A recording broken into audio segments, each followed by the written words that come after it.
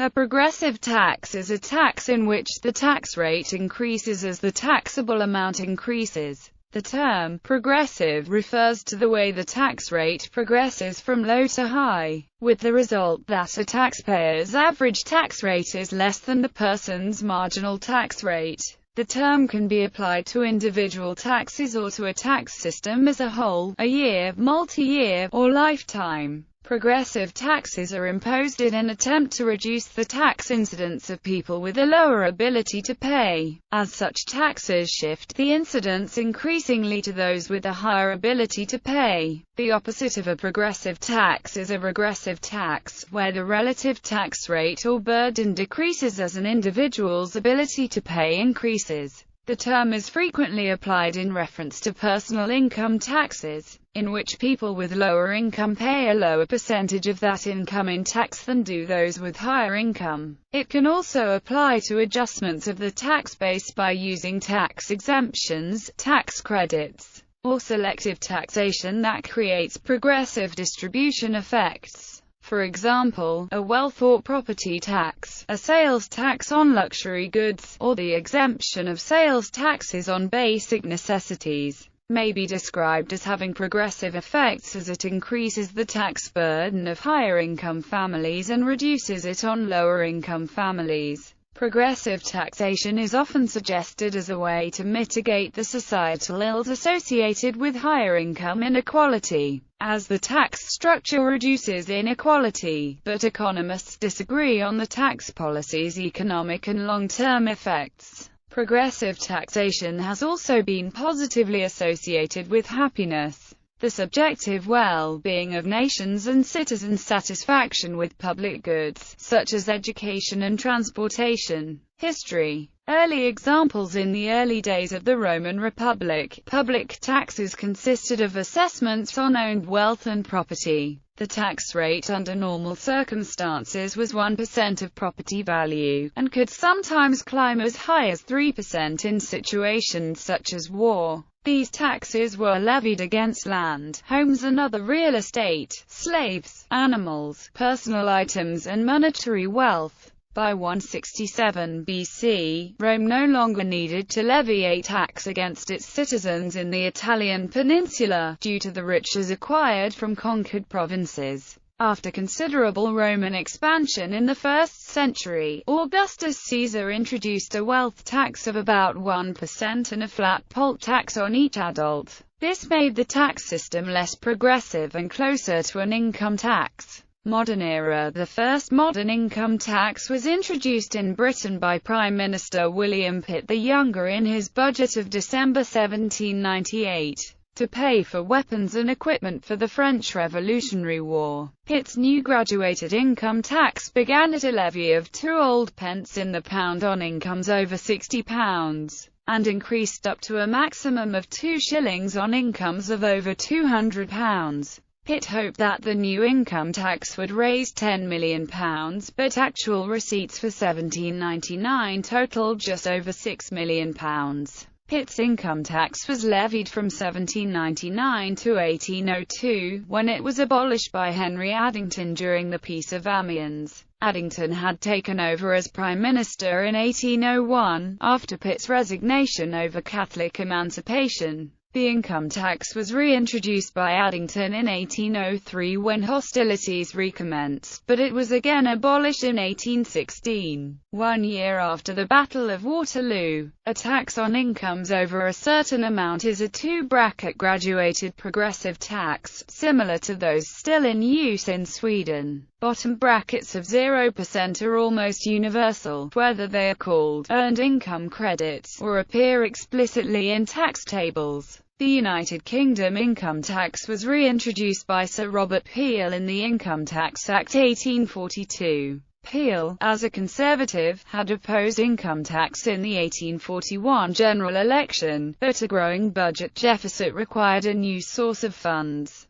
The new income tax, based on Addington's model, was imposed on incomes above £150. Although this measure was initially intended to be temporary, it soon became a fixture of the British taxation system. A committee was formed in 1851 under Joseph Hume to investigate the matter, but failed to reach a clear recommendation. Despite the vociferous objection, William Gladstone, Chancellor of the Exchequer from 1852, kept the progressive income tax, and extended it to cover the costs of the Crimean War. By the 1860s, the progressive tax had become a grudgingly accepted element of the English fiscal system. In the United States, the first progressive income tax was established by the Revenue Act of 1862. This was signed into law by President Abraham Lincoln and repealed the flat tax, which had been brought in under the Revenue Act of 1861. By the mid-20th century, most countries had implemented some form of progressive income tax.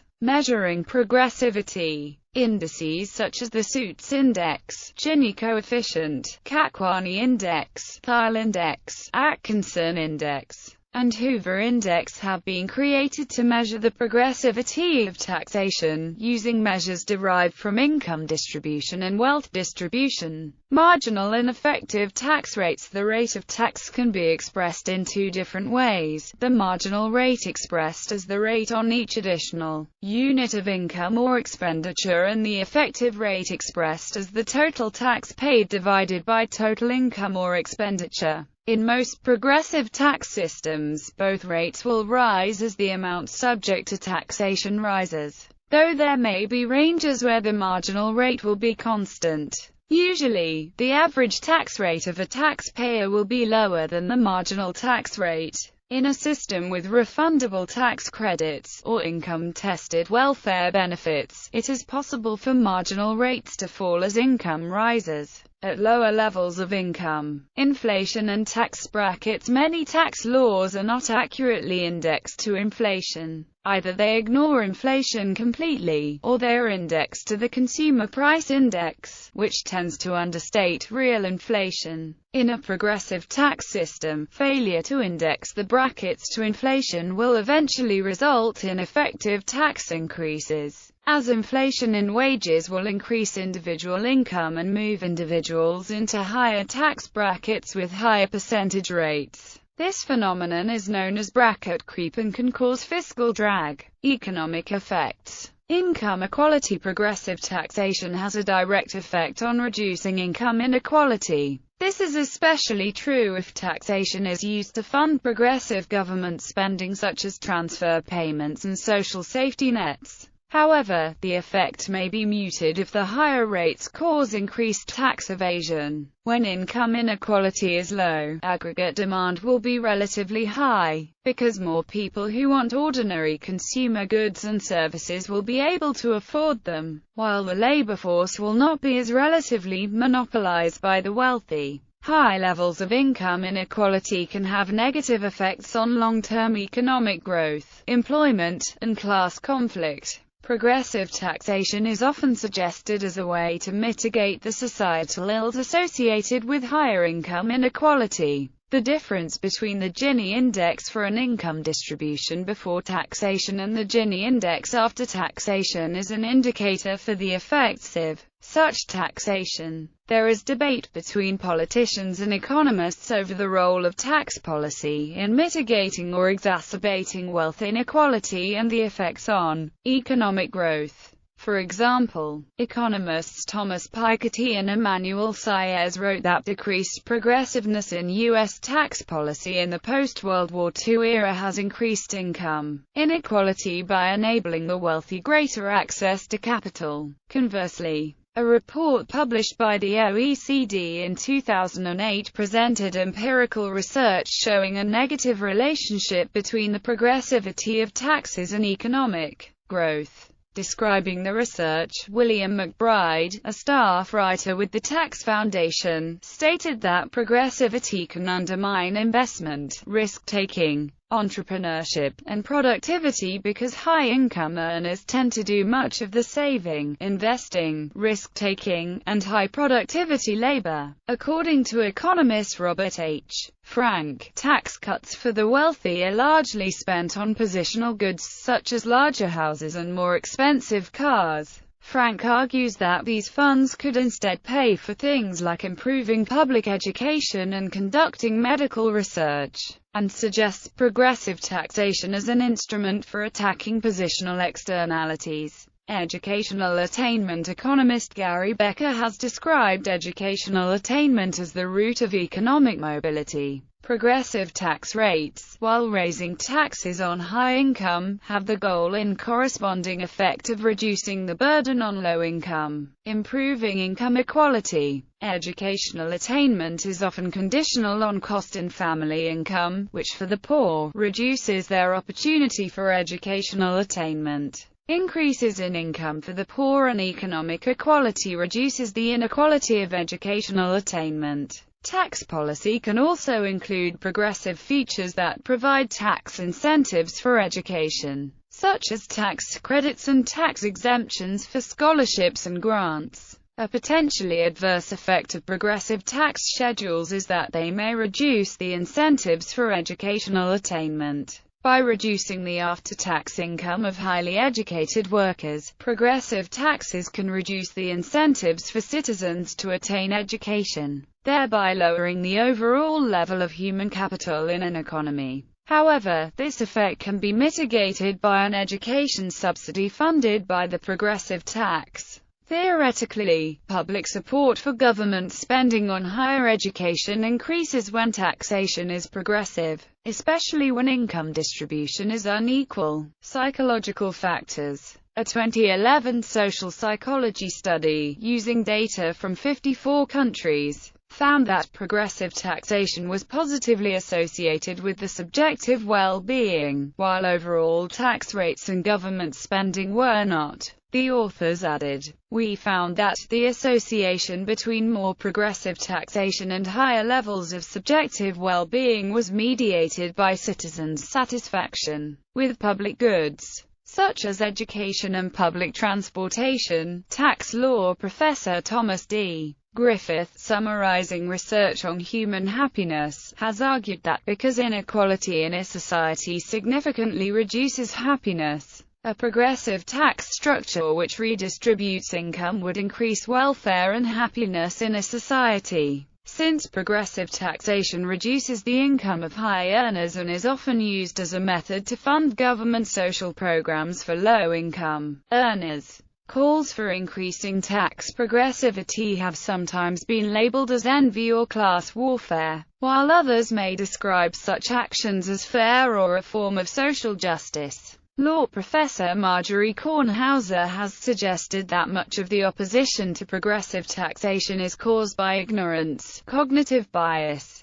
and inflammatory rhetoric, and would be reduced if a nationwide education campaign taught the public about progressive taxation and told him that it benefits their self-interests. Computation. There are two common ways of computing a progressive tax, corresponding to point-slope form and slope-intercept form of the equation for the applicable bracket. These compute the tax either as the tax on the bottom amount of the bracket plus the tax on the marginal amount within the bracket, or the tax on the entire amount, minus the amount that this overstates tax on the bottom end of the bracket. For example, suppose there are tax brackets of 10%, 20%, and 30%. Where the 10% rate applies to income from $1 to $10,000, the 20% rate applies to income from $10,001 to $20,000, and the 30% rate applies to all income above $20,000.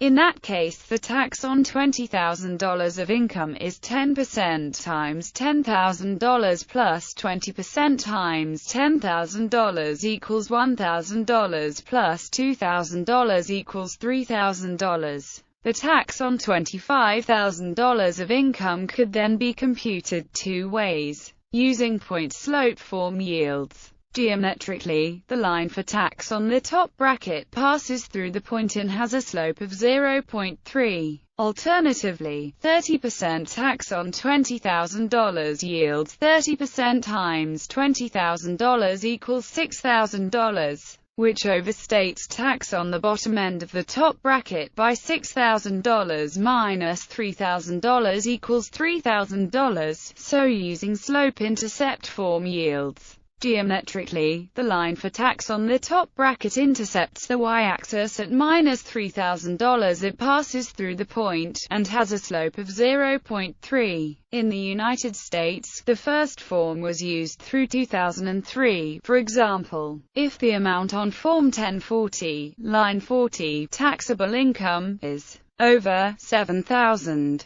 but not over $28,400, enter on Form 1040, line 41, tax $700 plus 15% of the amount over $7,000. From 2004, this changed to the second form. For example, taxable income. If line 42 is at least $100,000 but not over $146,750, enter the amount from line 42. Multiplication amount times 28%. Multiply by subtraction amount $5,373. Tax. Subtract from. Enter the result here and on Form 1040, line 43. Examples. Most systems around the world contain progressive aspects. When taxable income falls within a particular tax bracket, the individual pays the listed percentage of tax on each dollar that falls within that monetary range. For example, a person in the U.S. who earned $10,000 U.S. of taxable income would be liable for 10% of each dollar earned from the first dollar to the $7,550th dollar, and then for 15% of each dollar earned from the $7,551st dollar to the $10,000th dollar, for a total of $1,122.50. In the United States, there are 7 income tax brackets ranging from 10% to 39.6% above an untaxed level of income based on the personal exemption and usually various other tax exemptions, such as the earned income tax credit and home mortgage payments. The U.S. federal tax system also includes deductions for state and local taxes for lower-income households, which mitigates what are sometimes regressive taxes, particularly property taxes. Higher-income households are subject to the alternative minimum tax that limits deductions and sets a flat tax rate of 26% to 28%, with the higher rate commencing at $175,000 in income. There are also deduction phase-outs starting at $112,500 for single filers. The net effect is increased progressivity that completely limits deductions for state and local taxes and certain other credits for individuals earning more than $306,300.